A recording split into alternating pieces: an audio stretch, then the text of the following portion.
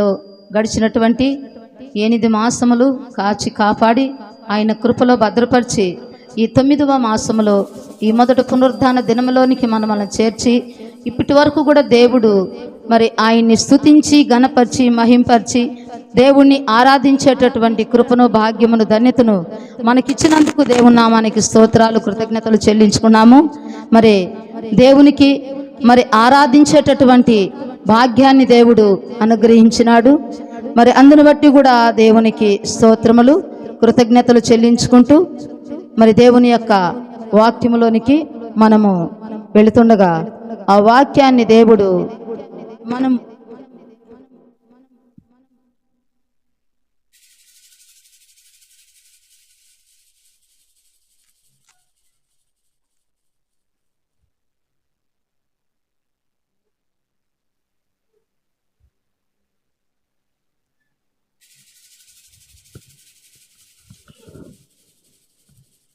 పాట పాడుకుందాం.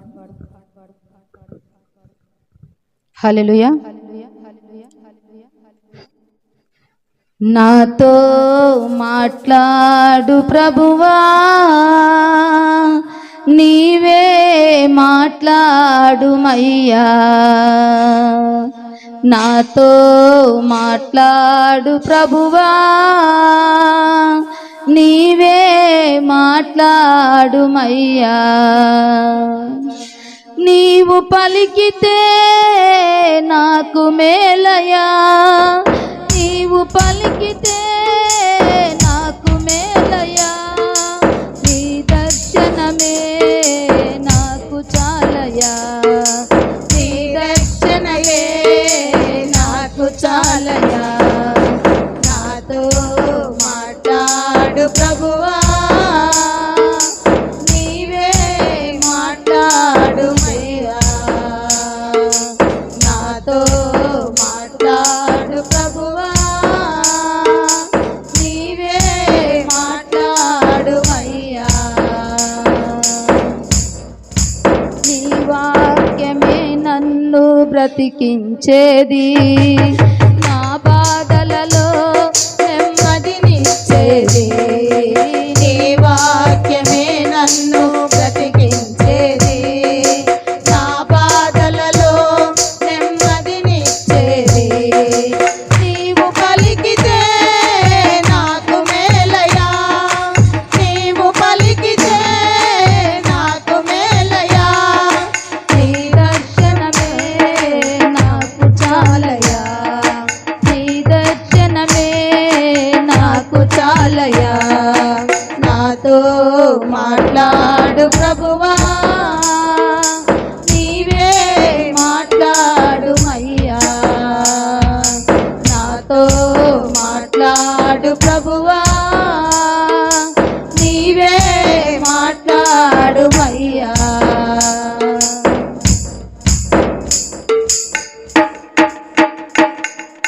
నీ వాక్యమే స్వస్థత కలిగించేది, నా వేదనలో ఆదరణిచ్చేది. నీ వాక్యమే స్వస్థత కలిగించేది, నా వేదనలో నెమ్మదినిచ్చేది. నీవు పలికితే నాకు మేలయా, నీవు పలికితే నాకు మేలయా. నీ దర్శనమే నాకు చాలయా, నీ దర్శనమే నాకు చాలయా. నాతో మాట్లాడు ప్రభువా, నీవే మాట్లాడుమయ్యా. నాతో మాట్లాడు ప్రభువా, నీవే మాట్లాడుమయ్యా. నీవు పలికితే నాకు మేలయా,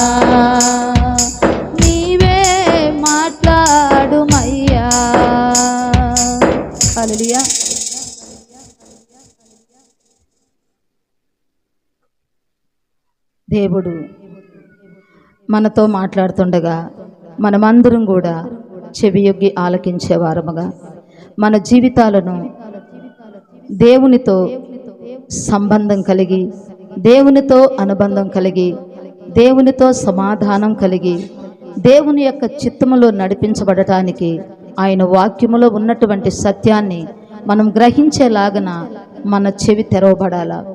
మన చెవి తెరవబడి మన హృదయం అనేది ఆ మాటలు గ్రహించాలా.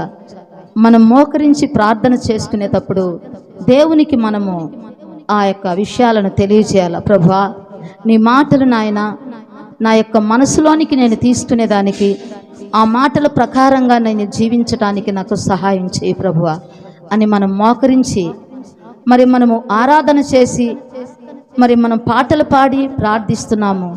మరి దేవుని యొక్క వాక్యమే మనల్ని బ్రతికించేది, మన బాధలో మనకు నెమ్మదినిచ్చేది, పరలోక రాజ్యానికి చేర్చేది కూడా మరి వాక్యమే. కాబట్టి ఆ వాక్యాన్ని మనము నిర్లక్ష్యం చేయకూడదు.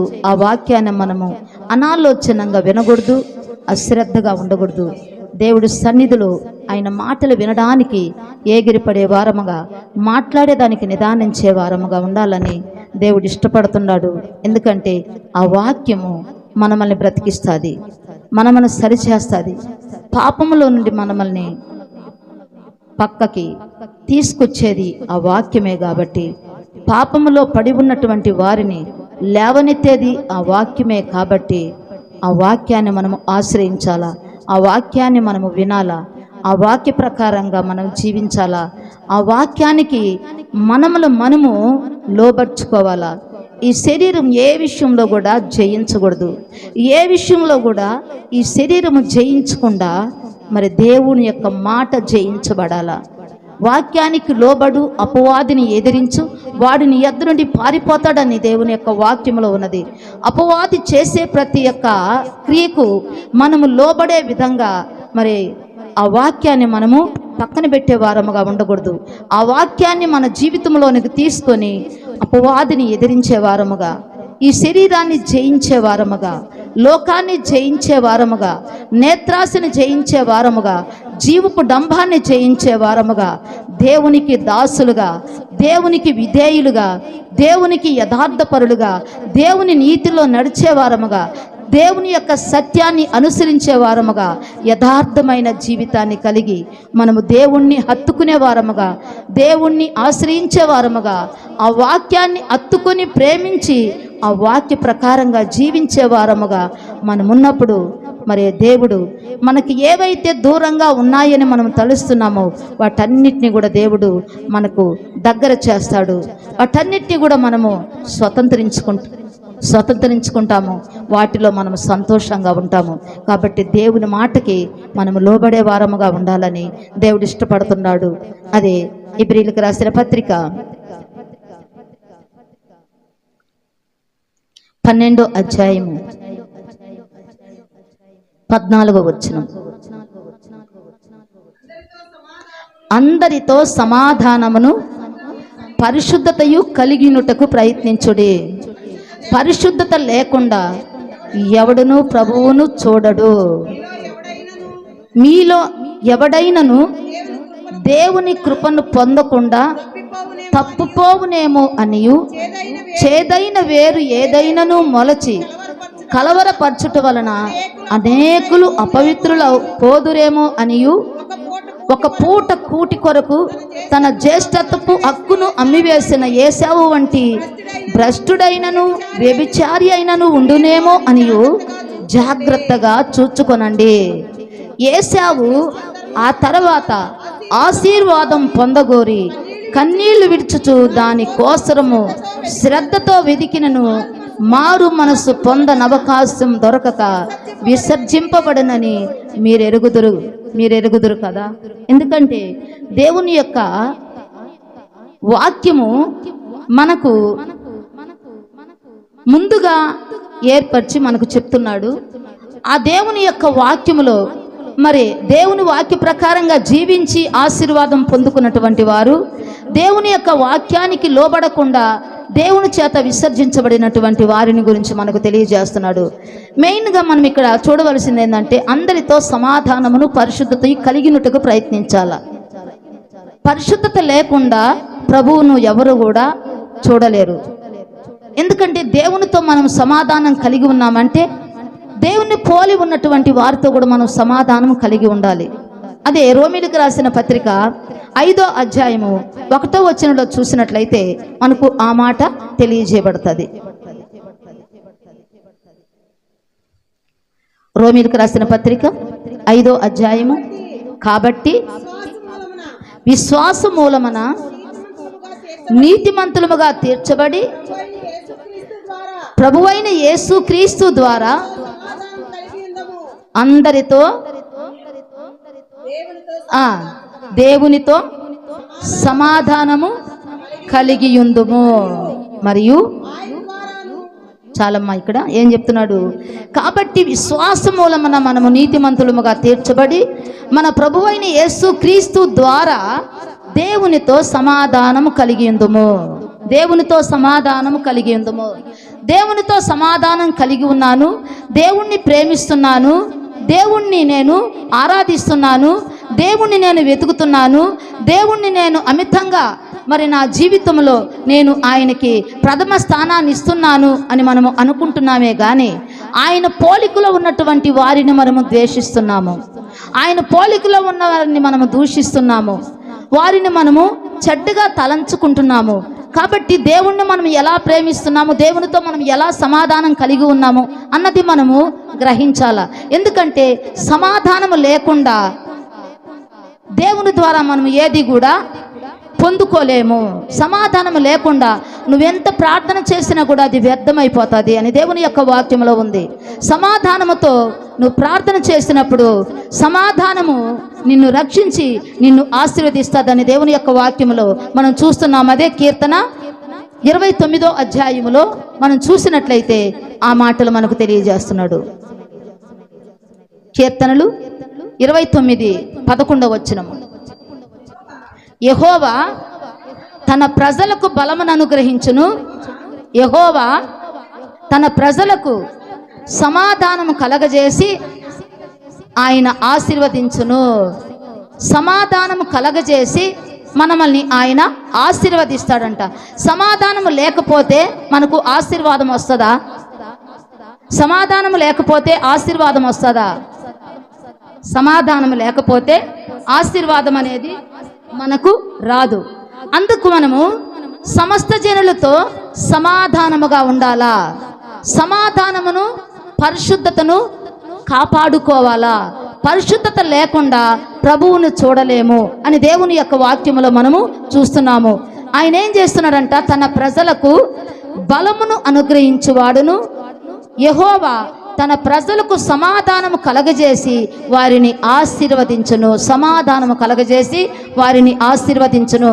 అందుకే సమాధాన పరచువారు ధన్యులు, వారు దేవుని కుమారులు అనబడతారు. సమాధాన పరచువారు ధన్యులు, వాళ్ళు దేవుని కుమారుడు. మనం దేవుని కుమారులు కుమార్తెలుగా మనము ముద్రించబడి ఉన్నాము. దేవుని కుమార్తెలము దేవుని కుమారులుగా మనమున్న వారము. మరి దేవుని పోలికలో ఉన్నటువంటి వారిని మనము ద్వేషిస్తే దేవుడు సమాధాన పరిచి మనకు ఆశీర్వాదం ఇస్తాడా?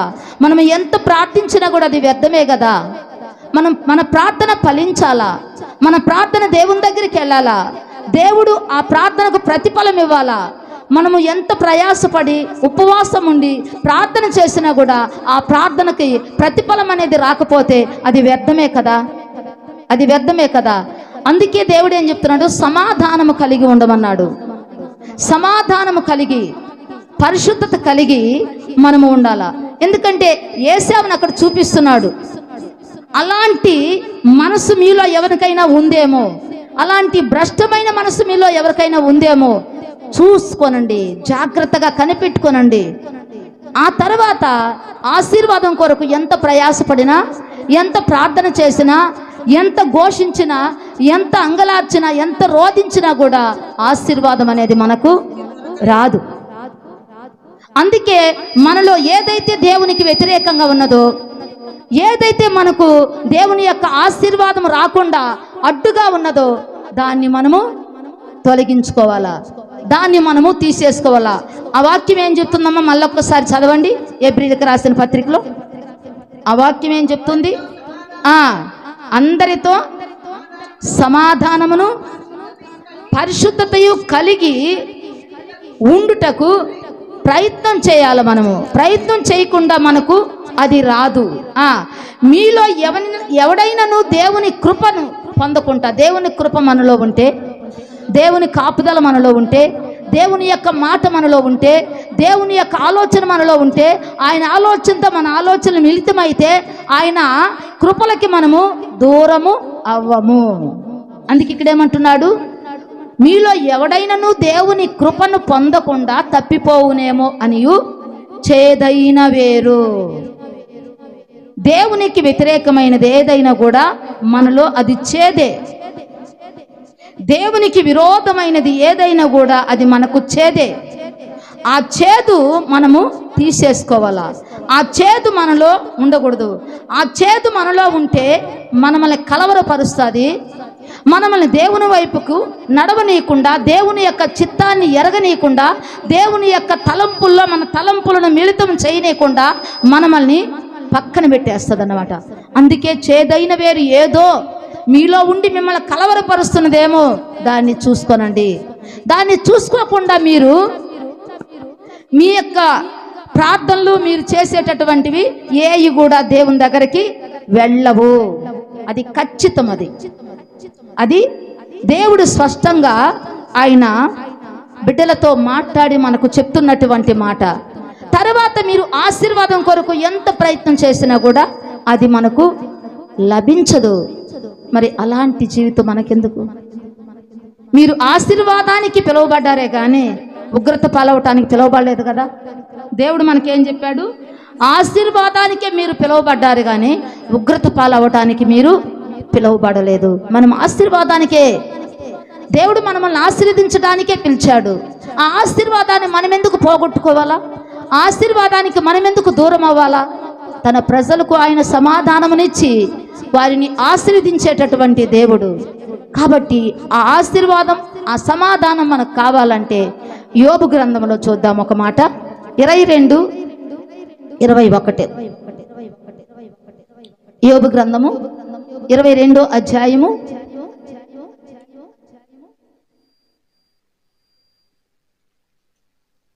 21వ వచనం.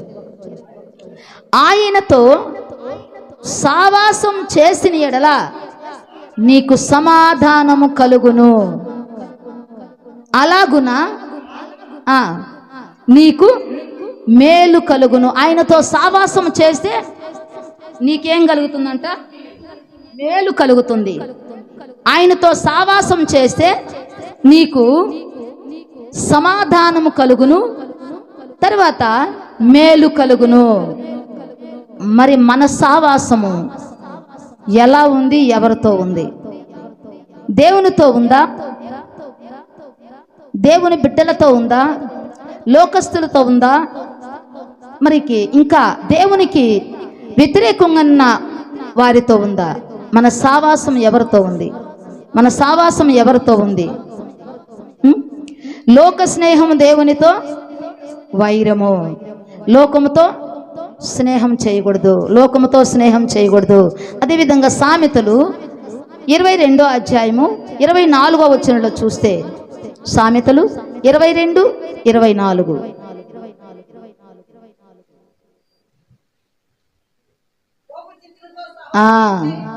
మెయిన్గా గమనించుకోవాలమ్మా. కోపచిత్తునితో సావాసం చేయకము, క్రోధము గలవానితో పరిచయము కలిగి ఉండకము. నీవు వాని మార్గములను అనుసరించి నీ ప్రాణమునకు ఉరి తెచ్చుకుందువేమో. చూడు, ఎవరితో స్నేహం చేయొద్దంటుంది? కోపచిత్తునితో సావాసం చేయకము, క్రోధము కలిగిన వానితో పరిచయం కలిగి ఉండకము. ప్రతిదానికి కూడా కోపం, ప్రతిదానికి కూడా కోపం. ఎందుకంటే దేవుని యొక్క వాక్యం చెప్తుంది, నరుని కోపం దేవుని నీతిని నెరవేర్చదు. నరుడు కోపపడటం వల్ల దేవుని నీతి ఏది కూడా జరగదు. అందుకే యాకోబు చెప్పాడు, మీరు కోపపడుటకు నిదానించమన్నాడు, మాట్లాడుటకు నిదానించమన్నాడు, వినటానికి వేగిరి పడమన్నాడు. కోపం అనేది పాపము అంటుంది. కోపపడరు కానీ పాపం చేయకుడి అంటుంది. కోపంతో మనము ఏదంటే అది మాట్లాడుతూ ఉంటాము. ఆ కోపం వల్ల ఎన్ని అనర్థాలు జరుగుతాయో మనకు తెలియదు, ఎన్ని మనము పోగొట్టుకుంటామో మనకు తెలియదు, ఎన్ని మనకు దూరం అవుతాయో మనకు తెలియదు. ఆ కోపం, ఆ క్షణికావేశము వలన మనము ఎన్నో సావాసాలు కోల్పోతాము, ఎన్నో బాంధవ్యాలు కోల్పోతాము, ఎన్నో బంధత్వాలు కోల్పోతాము, మనము ఒంటరిగా మిగిలిపోతాము. అలాంటివి మనము గమనించుకోవాలి. కోపచిత్తునితో సావాసం చేయకము. నువ్వు సావాసం చేసేటప్పుడు ఎవరితో సావాసము, ఎలాంటి వారితో సావాసము, ప్రతి విషయాన్ని కూడా అర్థం చేసుకునేటటువంటి వారు, ప్రతిదీ కూడా దాన్ని మేలుకరంగా మార్చుకునేటటువంటి వారు, ఒకవేళ మనం తప్పులు చేసినా దాన్ని క్షమించేటటువంటి మనసు కలిగిన వారు, ఒకవేళ మనము అవిధేయులుగా నడుచుకున్నా మనల్ని సున్నితంగా ఖండించి మనతో స్నేహాన్ని పెంచుకునేటటువంటి వారు, దేవునితో మన బాంధవ్యాన్ని తెంచేటటువంటి వారితో కాదు, దేవుని యొక్క ఆశీర్వాదాలని పోగొట్టుకునేటటువంటి ఆలోచన చెప్పేటటువంటి వారితో మన సావాసాలు ఉండకూడదు. మన స్నేహాన్ని పోగొట్టేటటువంటి ఏ స్నేహమైనా కూడా సరే అది మనము దూరం చేసుకోవలసిందే. అందుకే కోపచిత్తునితో సావాసం చేయకు, క్రోధము కలిగిన వానితో పరిచయం కలిగి ఉండకు. దానివల్ల ఏమొస్తుందంట, దానివల్ల మీకు ఏమొస్తుంది అని అంటే, నీవు వాని మార్గములను అనుసరించి నీ ప్రాణమునకు ఉరి తెచ్చుకుందువేమో. ప్రేమించమన్నాడు, అందరినీ ప్రేమించమన్నాడు, కానీ వివేచించమన్నాడు. ఎవరు ఎలాంటి వారో వివేచించేటటువంటి మనసును మనం కలిగి ఉండాలా. అది ఇంకొక మాట అంటున్నాడు 24వ అధ్యాయము 1వ వచనంలో చూస్తే, దుర్జనులను చూసి మచ్చరపడకము, వారి సావాసము కోరకము. దుర్జనులను చూసి మచ్చరపడకము, వారి సావాసాన్ని నువ్వు కోరొద్దు. వారితో సావాసం ఉండాలని నువ్వు కోరుకోవద్దు. నీ సావాసం ఎవరితో ఉండాలా? దేవుడు ఏమని చెప్తున్నాడు? దేవుని యొక్క మాట ఏం చెప్తున్నది? ఆయనతో సావాసం చేస్తే నీకు సమాధానము, తర్వాత నీకు మేలు కలుగుతుంది అని. అందరూ నా వైపు చూడాలా? బాబుని కింద పెట్టుకోనండి. అందరూ కూడా ఇటువైపు చూడాలా, అందరూ ఇటువైపు చూడాలా.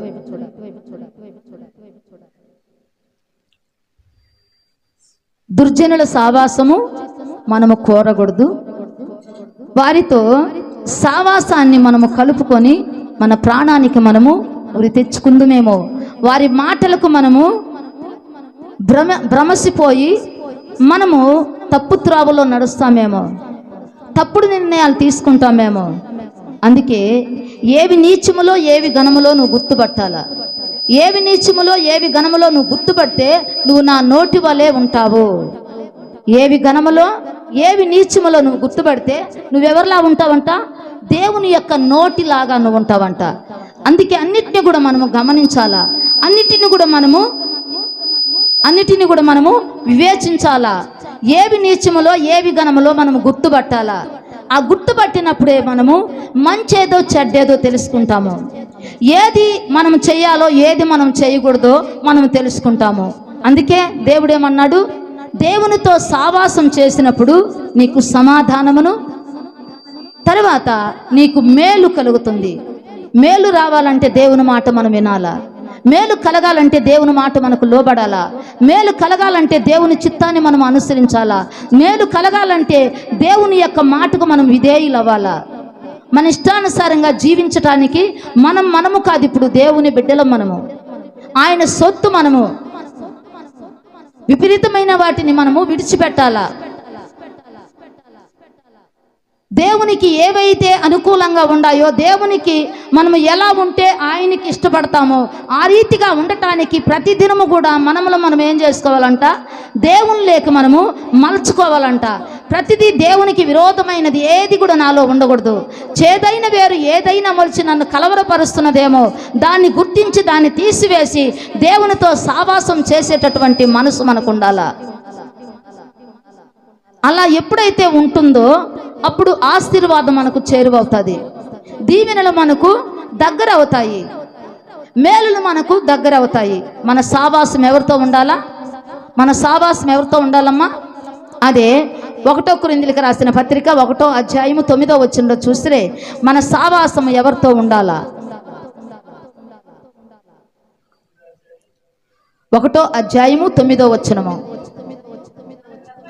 మన ప్రభువైన యేసుక్రీస్తు అను తన కుమారుని సావాసమునకు మిమ్మల్ని పిలిచిన దేవుడు నమ్మదగిన దేవుడు. మనల్ని ఎవరితో సావాసానికి పిలుస్తున్నాడు తండ్రి? కుమారునితో సావాసం చేయాలా? కుమారునితో సావాసం చేసినప్పుడు మనకు ఏం కలుగుతుందంట? ఏం కలుగుతుందమ్మా? మన ప్రభువైన యేసుక్రీస్తు అను తన కుమారుని సావాసమునకు మిమ్మల్ని పిలిచిన దేవుడు నమ్మదగిన దేవుడు. ఏ మనుషులు కూడా నమ్మదగిన వారు కాదు. ఏ మనుషుడు కూడా నమ్మదగిన వారు కాదు. దేవుడే నమ్మదగినవాడు. మనం భ్రమసిపోతుంటాము మనుషుల యొక్క మాటలకి, వాళ్ళు చేసే యాక్షన్లకి మనము మైమర్చిపోయి నమ్మేస్తూ ఉంటాము. కానీ ఏ మనుషుడు కూడా నమ్మదగినటువంటి వాడు కాదు అని దేవుని యొక్క వాక్యములో మనకు తీర్చి ఆ మాటను మనకు స్పష్టంగా తెలియజేస్తున్నాడు. కాబట్టి దేవుణ్ణి మనము నమ్మాలా. తండ్రి చెప్తున్నటువంటి మాట, కుమారుని యొక్క సావాసానికి మిమ్మల్ని పిలిచిన వాడు నమ్మదగినవాడు. కుమారుడు ఎలాంటి వాడు? ఆయన పరిశుద్ధుడు. కుమారుడు ఎలాంటి వాడమ్మా? ఆయన అదే ఏప్రిల్కి రాసిన పత్రికలో మనం చూస్తే మనకు తెలుస్తుంది. 7వ అధ్యాయము 26వ వచనము, కుమారుడు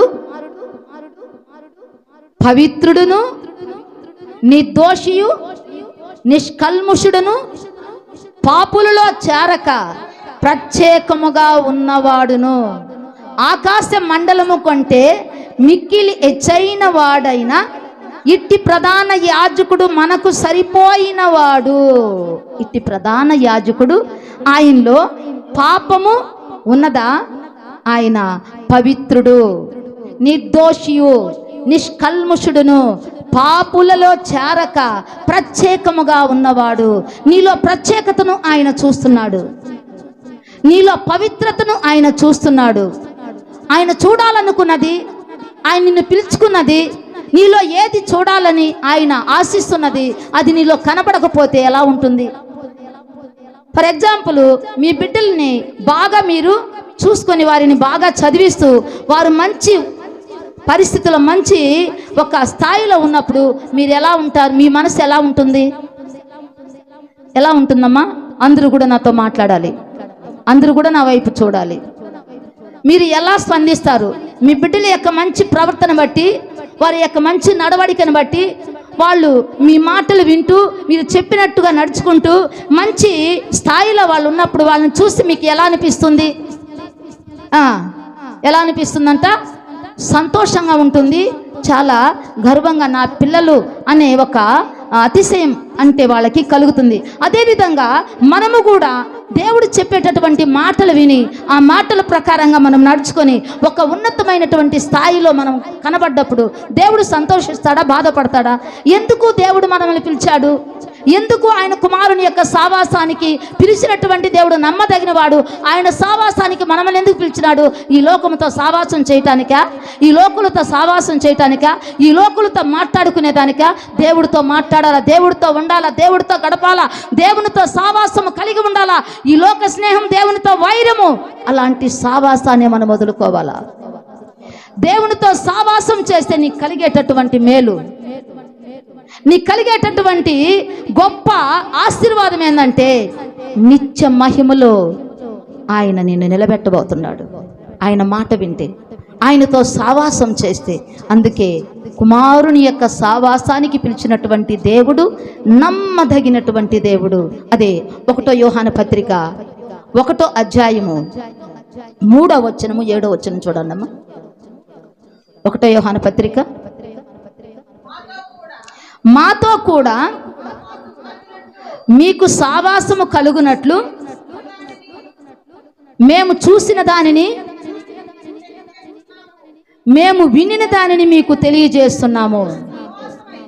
మన సహవాసం అయితే తండ్రితో కూడాను ఆయన కుమారుడైన యేసుక్రీస్తుతో కూడాను ఉన్నది. మన సంతోషము పరిపూర్ణమగుటకై మేము ఈ సంగతులను మీకు వ్రాయిచున్నాము. ఎవరితో సావాసం చేస్తే సంపూర్ణత, పరిపూర్ణమైనటువంటి సంతోషం ఎవరితో సావాసం చేస్తే వస్తుంది? మనుషులతో సావాసం చేస్తే వస్తుందా? కొంత సమయం మనకు సంతోషంగానే ఉండవచ్చు. ఎందుకంటే కొన్ని విషయాలను బట్టి చూస్తే కొంతమందికి చెప్పుడు మాటలు చాలా ఇష్టం. వాళ్ళ మీద వీళ్ళ మీద ఏదైనా చెప్తూ ఉంటే దాన్ని చాలా సంతోషంగా వింటూ ఆ మాటల ద్వారా సంతోషిస్తూ ఉంటారు.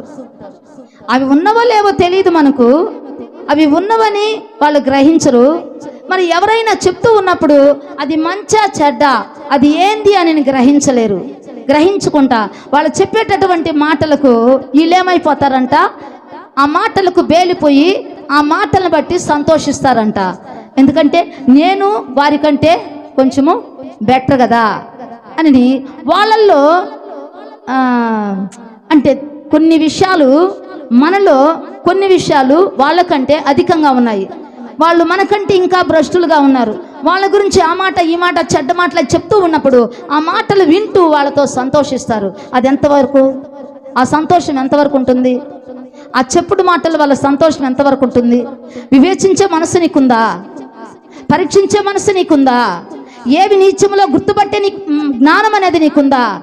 ఏవి నీచములో ఏవి ఘనములో వాటిని గుర్తుపట్టేటటువంటి జ్ఞానము ప్రభువా నాకివ్వు. నేను ఎవరిని కూడా వారు ఎలాంటి వారినైనా కూడా సరే నేను తృణీకరించకూడదు ప్రభువా. నేను ఎవరిని కూడా వాళ్ళు ఎలాంటి మనస్తత్వం కలిగి ఉన్నా, వారు ఎలాంటి వారైనా కూడా నాకు అవసరం లేదు. ఎందుకంటే నా తండ్రి, నా దేవుడు ప్రేమించాడు, నేను ప్రేమించాలి. నా దేవుడు సావాసం చేశాడు, నేను సావాసం చేయాలి అని ఎవరిని కూడా మనము అలాంటి విషయాలను బట్టి వారిని బట్టి మనం సంతోషించేటటువంటి వారముగా వండుకుంటా, వారిని గురించి బాధపడి వారిని గురించి ప్రార్థించేటటువంటి వారముగా మనం ఉండాలి. ఆ మాటను చెప్పుకొని వాళ్ళకి వీళ్ళకి చెప్పుకుంటూ వాటిలో సంతోషపడుతూ దేవుని నామాన్ని దుఃఖపరుస్తూ దేవుడు బాధపడేటట్టుగా మనము చేయకూడదు. అందుకే దేవుని యొక్క సావాసానికి మనల్ని పిలిచినటువంటి దేవుడు నమ్మదగిన దేవుడు. అదే కింద మనం చూసినట్లు 7వ వచనంలో చూసినట్లయితే, అయితే ఆయన వెలుగులోనున్న ప్రకారము మనము వెలుగులో నడిచిన ఎడల మనము అన్యోన్య సావాసము గలవారమై ఉందుము.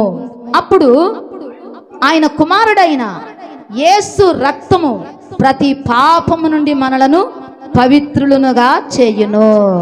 ఎప్పుడైతే ఆయన కుమారుని యొక్క సావాసానికి మనము వస్తాము, అప్పుడు ఆయన మన యొక్క ప్రతి పాపము నుండి కూడా మనల్ని విడిపించి పవిత్రతలోనికి మనల్ని నడిపిస్తాడు. నేను పరిశుద్ధును గనుక మీరును పరిశుద్ధులుగా ఉండాలా, పరిశుద్ధంగా జీవించాలా. మీరు పరిశుద్ధంగా ఉండటమే కదా నాకు కావాలా, మీరు పరిశుద్ధులుగా జీవించడమే కదా నాకు కావాలా అని మనలో పరిశుద్ధతను కోరుకునేటటువంటి దేవుడు, మనతో సావాసం చేయాలని ఇష్టపడేటటువంటి దేవుడు. ఆనాడు ఆదామును అవ్వను చేసి ఆ ఏదైనా తోటలో వారిని ఉంచి వారితో సావాసం చేసేవాడంట. వాళ్ళతో ఎంతో సంతోషంగా మాట్లాడుకుంటూ, వాళ్ళతో కూరిమలాడుతూ, వాళ్ళతో మురిసిపోతూ వాళ్ళతో సావాసం చేసేవాడంట. మరి వాళ్ళు ఆ సావాసాన్ని పోగొట్టుకున్నారు, ఆ సావాసాన్ని దూరం చేసుకున్నారు, ఆ దేవుని యొక్క కృపను దూరం చేసుకున్నారు, ఆ దేవుని యొక్క మహిమలో ఉండలేకపోయినారు, దేవునికి దూరస్తులైపోయినారు. దూరస్తులైనటువంటి వారిని తనకు సమీపస్తులుగా చేసుకునేదానికి, తనకు సావాసులుగా చేసుకునేదానికి కుమారుని లోకానికి పంపించాడు. బ్రద్దలైన సందుల్లో మరి నిలబడేదానికి కుమారుడు ఈ లోకానికి వచ్చాడు. లోకానికి దేవునికి సమాధానం లేనప్పుడు మరి ఆ సమాధానాన్ని ఆ యేసుక్రీస్తు ద్వారా మరి ఆ తండ్రికి ఈ లోకానికి సమాధానం కుదర్చడానికి ప్రభువైనటువంటి యేసుక్రీస్తు లోకానికి రావటం జరిగింది. అదే కొలస్సీలకు రాసిన పత్రిక ముందు ఎపిసిల్కి రాసిన పత్రిక చూద్దామమ్మా.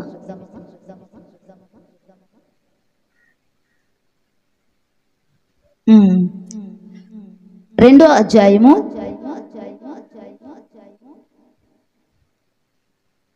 14వ వచనం చూడమ్మా. 14 నుంచి చూడు. ఆయన మన సమాధానమయ్యుండి మీకును మాకును ఉండిన దేశమును అనగా విధిరూపకమైన ఆజ్ఞల గల ధర్మశాస్త్రమును తన శరీరమందు కొట్టివేయుట చేత మధ్య గోడను పడగొట్టి మన ఉభయులను ఏకం చేసెను.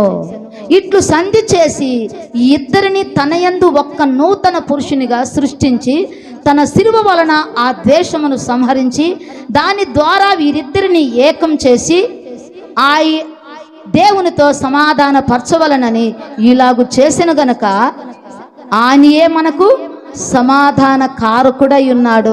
ఇద్దరిని కూడా ఎవరు? ఆ ఇద్దరు ఎవరమ్మా? ఇద్దరు. ఆ ఇద్దరిని సమాధాన పరిచి ఒక్కరిగా చేసి దేవునితో సమాధానపరిచారు. ఎవరిని? అన్ని జనులను, యూదులను. వీరిద్దరిని కూడా ఐక్యపరిచాడు. వీరిద్దరిని కూడా ఐక్యపరిచి ఆ మధ్య గోడను పడగొట్టి దేవునితో సమాధానపరచటానికి ప్రభువైనటువంటి యేసుక్రీస్తు లోకానికి రావటము జరిగింది. ఆ బ్రద్దలైన సందుల్లో నిలబడి ఆ బ్రద్దలైనటువంటి సందుల్లో నిలబడి మరి సమాధానాన్ని పురించటానికే ప్రభువైనటువంటి యేసయ్య లోకానికి వచ్చినట్టుగా మనం చూస్తున్నాం. అదేవిధంగా కొలస్సీలకు రాసిన పత్రిక కొలస్సీలకు రాసిన పత్రిక 19వ వచనం చూడమ్మా. 19వ వచనం 1:19. ఆయన యందు సర్వ సంపూర్ణత నివసింపవలననియు ఆయన శిలువ రక్తము చేత సంధి చేసి ఆయన ద్వారా సమస్తమును, అవి భూలోకమందున్నవైనను పరలోకమందున్నవైనను వాటన్నిటినీ ఆయన ద్వారా తనతో సమాధాన పరచుకొనవలనని తండ్రి అభిష్టమాయను. మరియు గత కాలమందు దేవునికి దూరస్తులను మీ దుష్కిరీల వలన మీరు మనస్సులో విరోధ భావం గలవారై ఉండిన మిమ్మల్ని కూడా తన సన్నిధిని పరిశుద్ధులుగాను నిర్దోషులుగాను నిరపరాధులుగాను నిలవబెట్టుటకు ఆయన మాంసాయుక్తమైన దేహమందు మరణము వలన ఇప్పుడు మిమ్మును సమాధానపరచెను. ఇట్టి దేవుణ్ణి మనము ఎందుకు నిర్లక్ష్యం చేస్తున్నాము? ఎందుకంటే మరి యేసుక్రీస్తు లోకానికి రావటానికి అసలు కారణమేంది? దేవునితో మనల్ని సమాధానపరచటానికి, దేవునితో మనల్ని సమాధానపరచటానికి. అందుకే ఆయన ఈ లోకానికి వచ్చినప్పుడు, అంటే ఆయన పుట్టినప్పుడు దేవదూతలు ఏమని చెప్పారు? సర్వోన్నతమైనటువంటి స్థలములలో దేవునికి మహిమయు, తనకిష్టమైన మనుషులకు భూమి మీద సమాధానం కలుగునుగాక.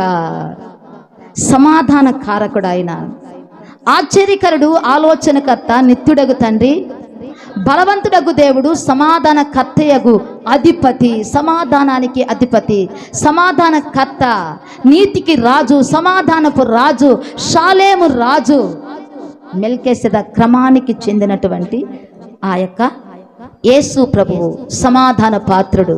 అందుకే సర్వోన్నతమైనటువంటి స్థలములలో దేవునికి మహిమ, తనకిష్టమైన మనుషులకు భూమి మీద సమాధానం కలుగునుగాక అని దేవదూతలు మరి ప్రభువును బట్టి వాళ్ళు స్తుతించి కీర్తన పాడినట్లుగా మనం చూస్తున్నాము.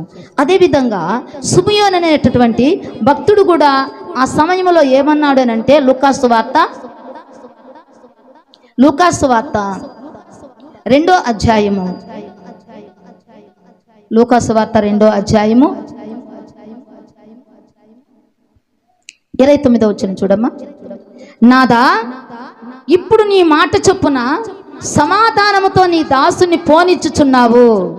అన్యజనులకు నిన్ను బయలుపరచుటకు వెలుగుగాను, నీ ప్రజలైన ఇశ్రాయేలునకు మహిమగాను నీవు సకల ప్రజల ఎదుట సిద్ధపరచిన నీ రక్షణ నేను కన్నులారా చూసి తిని. సిమియోను కన్నులారా యేసు ప్రభువుని చూశాడంట. ఎందుకంటే ఈయన ద్వారా లోకానికి సమాధానము, వెలుగు, రక్షణ. ఆ సమాధానం మనకు కావాలంటే, ఆ కుమారుని యొక్క సావాసానికి మనం రావాలంటే, మొదటగా మనకున్న సావాసాన్ని మనము వదిలిపెట్టాలా. దెయ్యంతో సావాసాన్ని వదిలితేనే దేవుడితో సావాసం చేయగలము. అదేవిధంగా చీకటితో సావాసాన్ని వదిలితేనే వెలుగుతో సావాసం చేయగలము. అదేవిధంగా పాపంతో సావాసం ఎప్పుడైతే విడిచిపెడతామో అప్పుడు పరిశుద్ధతతో సావాసం చేయటానికి మనకు వీలుగా ఉంటుంది కదా. మనల్ని పరిశుద్ధులుగా ఉండటానికే కదా ఆయన పిలిచాడు, నీతిమంతులుగా ఉండటానికే కదా పిలిచాడు, ఆశీర్వాదానికి కారకులుగా ఉండటానికే కదా పిలిచాడు, ఆయన మహిమలో మన అవసరాన్ని తీర్చుటకే కదా ఆయన పిలిచాడు, ఆయన నిత్య మహిమలో మనం చేర్చుకునే దానికే కదా ఆయన మనల్ని పిలిచాడు. గ్రహిస్తున్నామా వాటిని? గమనిస్తున్నామా వాటిని? తెలుసుకుంటున్నామా వాటిని? ఈ లోకంలో ఇంకేమైనా ఉందా యేసుప్రభుని నమ్ముకునేదానికి? యేసుప్రభుని తెలుసుకునేదానికి ఇంకేమైనా ఉందా? ఇంకేమైనా కారణం ఉందా? ఇక ఏటైనా మనం పొందుకోవాలి. ఆయన నమ్ముకుంటే ఇవి కాకుండా ఇంకేమైనా ఉన్నాయా? గమనించాలి. ఇవి కాకుండా ఇంకేమైనా ఉన్నాయా? పరలోక రాజ్యము కాకుండా, నిత్య మహిమ కాకుండా, నిత్య రాజ్యము కాకుండా, నిత్య జీవము కాకుండా మరి ఇంకేమైనా ఉన్నాయా మనము పొందుకునేదానికి? మన జీవితంలో దేవుడు మనకు ఆశీర్వాదాన్ని ఇచ్చేదానికే వచ్చాడమ్మా. ఆశీర్వాదానికి మీరు కారకులు కానీ ఉగ్రతకు కాదు అన్నాడు. కాబట్టి దేవుని యొక్క సావాసానికి పిలిచినటువంటి దేవుడు నమ్మదగినవాడు. మరి ఈ సావాసాలు మనం వదలాల, ఈ లోక సావాసం మనం వదలాల, ఆ యొక్క దయ్యంతో సావాసం మనం వదలాల.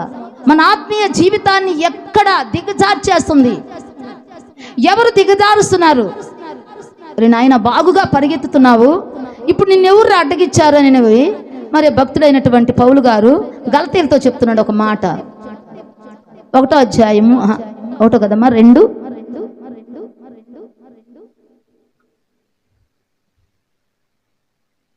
గలతీ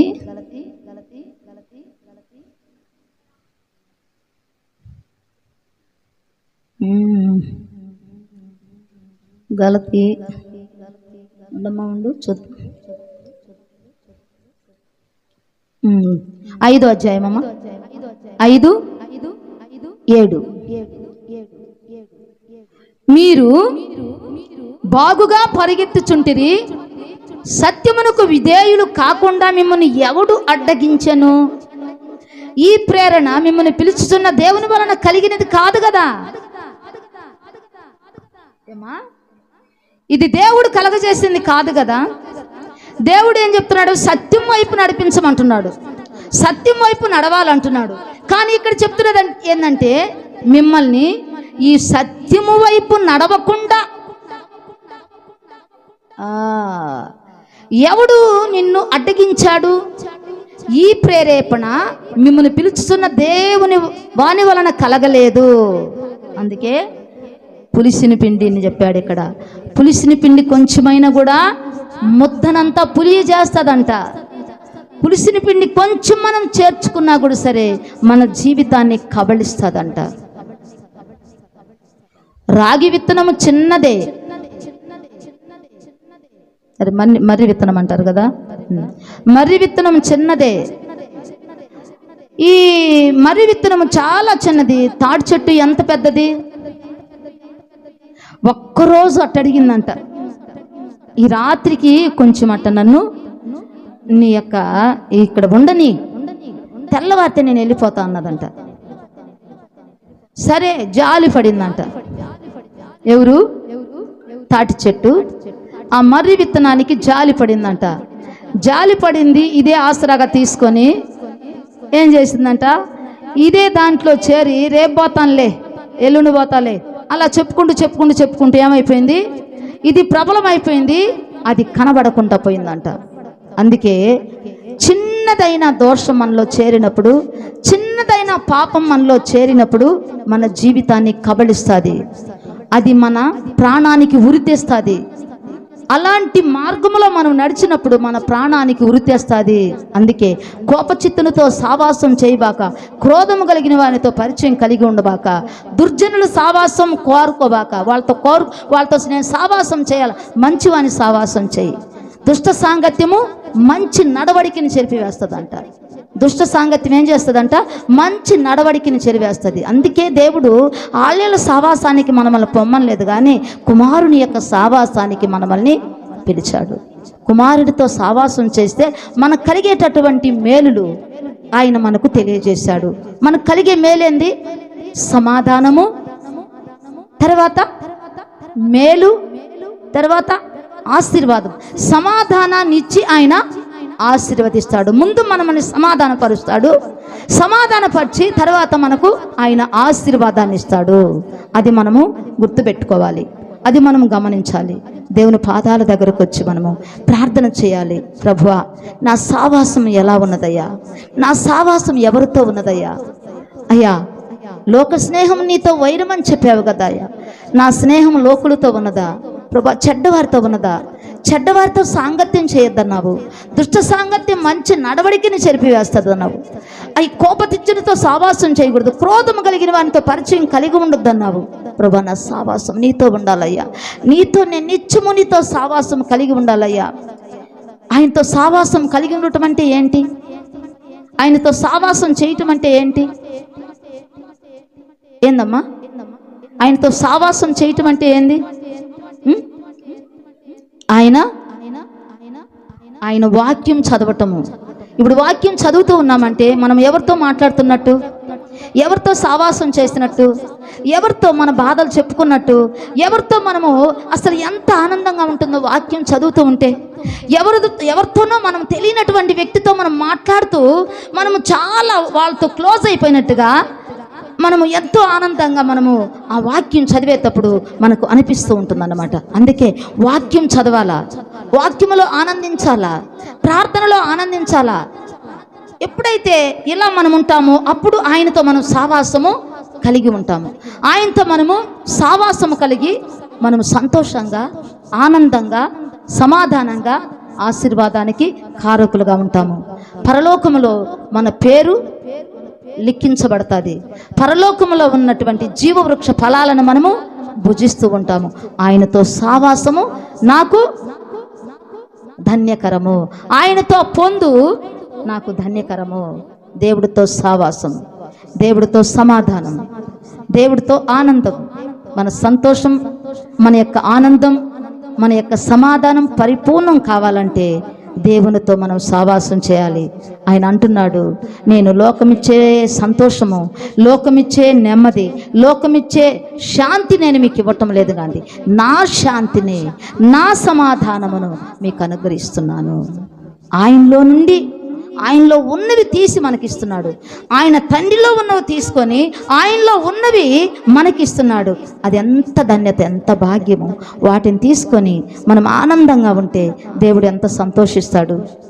అరే, అట్టి కృప దేవుడు మనకివ్వాలని, దేవుని యొక్క పొందు మనం కలిగి ఉండాలని, దేవునితో మనం సావాసం కలిగి ఉండాలని, దేవునితో సాంగత్యం కలిగి ఉండాలని, ఆయన ఇచ్చే సమాధానం మనం పొందుకోవాలని, ఆయన ఇచ్చే ఆశీర్వాదం మనం పొందుకోవాలని, తర్వాత మహిమలో ఆయనతో కూడా మనం ఉండాలని దేవుడు ఇష్టపడుతున్నాడు. అటువంటి కృప దేవుడు మనకు ఇవ్వాలని మనమందరం కూడా మోకరించి ప్రార్థన చేసుకుందాం. అన్ని మనసులు సరవ్వాలా, అన్ని మనసులు సమాధానపరచబడాలా. ఎందుకంటే దేవుని యొక్క వాక్యం చెప్తున్నది, సమాధానమును, పరిశుద్ధతయు సమాధానం కలిగి ఉండటానికి మీరు చాలా ఎక్కువగా ప్రయాసపడమంటున్నాడు. అది మనకు దొరకదు, ఎందుకంటే అది మనల్ని అపవాది చెయ్యనివ్వడు. అలా మనం చేస్తే సంతోషంగా ఉంటాం, దేవుని ఆశీర్వాదాలు మనకు పుష్కలంగా వస్తాయి. కాబట్టి వాటిని మన దగ్గరికి రానియకుండా అడ్డగిస్తున్నటువంటి అపవాది గోడలు కూలిపోవాలా, అపవాది యొక్క కట్లు తెంచబడాలా, అపవాది యొక్క బంధకాలు తెంచబడాలా. అప్పుడే మనకు ధారాళంగా దేవుని యొక్క ఆశీర్వాదాన్ని మనం పొందుకోగలము. అందరం కూడా మోకరించుకొని ప్రార్థన చేద్దాం. అందరం కూడా ఆ మాటలు మనం పలకదాం. ప్రభువా, నీ సావాసం నేను చేయాలి. ప్రభువా, నీ సావాసం నేను చేయాలంటే, ఒకరితో సావాసం చేయాలంటే ఇంకొక సావాసాన్ని వదులుకోవాలా. వదులుకోవాలా? అది వదులుకొని నేను నీతో సావాసం చేయాలి ప్రభా. అందరం కూడా హృదయపూర్వకంగా మనస్ఫూర్తిగా దేవుని యొక్క పాదాల దగ్గర, ప్రభా నీ స్నేహం నాకు కావాలయ్యా, నీ తోడు నాకు కావాలయ్యా, నీ నీడ నాకు కావాలయ్యా, నువ్వు నా బలము, నువ్వు నా బలహీనత, నువ్వు నా ఆశ్రయము, నువ్వు నా శైలము, నా దుర్గము, నా శృంగము నువ్వే ప్రభా. నీతో నా సావాసం నాకు ఎంతో ఆశీర్వదకరమయ్యా. నీతో నా జీవితం సంతోషమే, నీతో నా అనుబంధం ఆనందమే. సంతోషమే, నీతో నా అనుబంధం మాధుర్యమే, నీతో నా సంతోషమే, నీతో నా అనుబంధం మాధుర్యమే. సయ్యా వాత్సల్యపూర్ణుడవై నా యేసయ్యా నడిచించుచున్నావు, స్తుతి ప్రదాతవై ఆరాధ్యుడా యేసయ్యా, నీతో నా అనుబంధం మాధుర్యమే. ఆరాధ్యుడా యేసయ్యా, నీతో నా అనుబంధం మాధుర్యమే. నీతో నా జీవితం సంతోషమే, నీతో నా అనుబంధం మాధుర్యమే. నీతో నా జీవితం సంతోషమే, నీతో నా అనుబంధం మాధుర్యమే.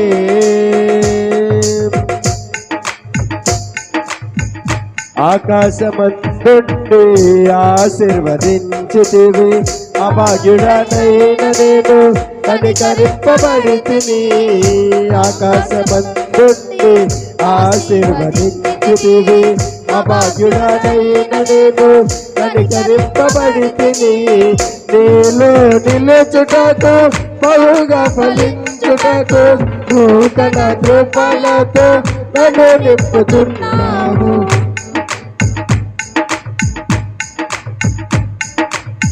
నూతన కృపలతో నన్ను నింపుతున్నావు. ఆరాధ్యుడా యేసయ్యా, నీతో నా అనుబంధం మాధుర్యమే, నీతో నా అనుబంధం సంతోషమే, నీతో నా అనుబంధం మాధుర్యమే. హల్లెలూయా. ప్రార్థన చేస్తాం. స్తోత్రనాయన పరిశుద్ధుడా, నీకే వందనాలు, స్తోత్రాలు తండ్రి. కృపగల దేవా, ప్రేమగల తండ్రి నాయన, సర్వోన్నతుడా నాయన, నీ బంగారు పాదాలకు నాయన నమస్కరిస్తున్నాం తండ్రి. ప్రభువా అయ్యా నీకే స్తోత్ర నాయన, స్తోత్ర నాయన, స్తోత్ర నాయన. అయ్యా నీకే స్తోత్రం, స్తోత్రం, స్తోత్రం, స్తోత్ర నాయన. పరిశుద్ధుడా నీకు వందనాలు, స్తోత్రాల తండ్రి. అయ్యా నీతో సావాసం నాయన మాకెంతో సంతోషమయ్యా.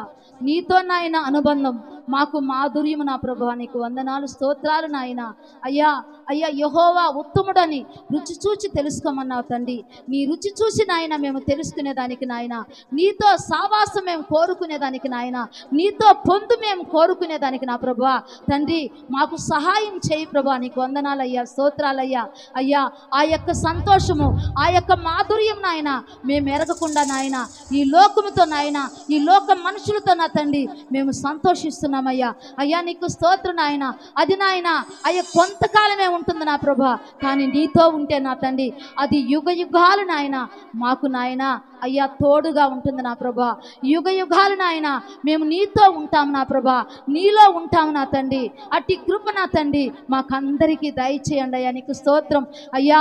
ఇదిగో నా తండ్రి నాయన నీ వాక్యాన్ని ధ్యానించే వారముగా నాయన, ప్రార్థించే వారముగా నా తండ్రి, మాలో ఉన్న ప్రతి పొరపాటు నాయన తీసివేసుకునే వారముగా నాయన, మాలో ఉన్న ప్రతి అవిధేయత తీసివేసుకునే వారముగా నా తండ్రి ప్రభువా.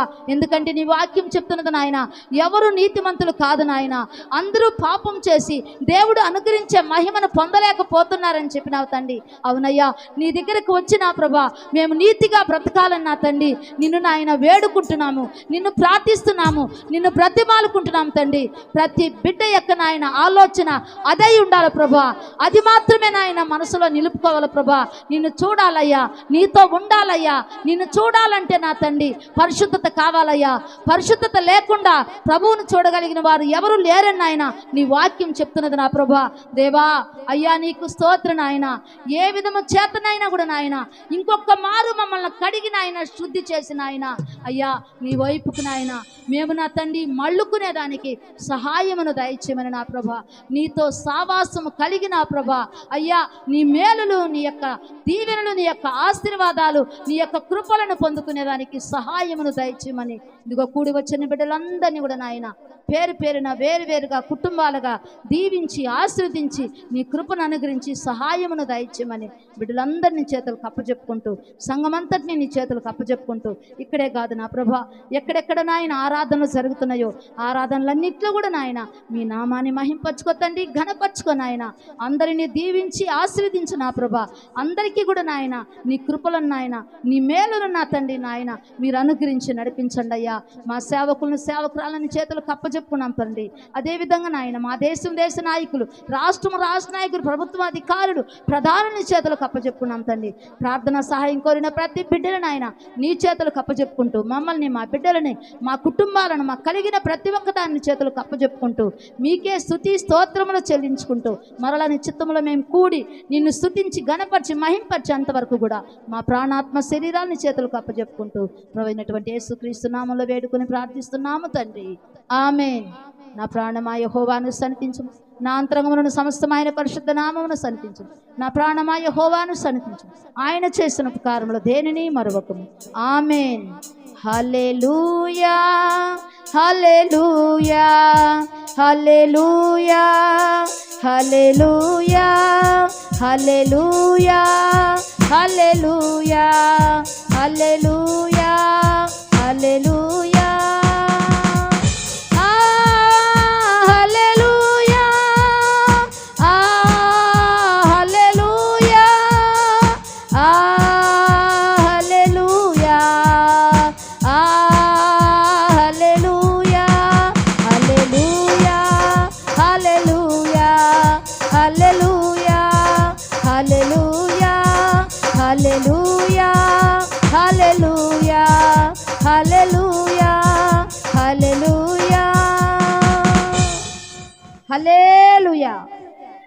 హల్లెలూయా హల్లెలూయా. దేవుడు మనలందరినీ కాచి కాపాడును గాక. ఆమేన్.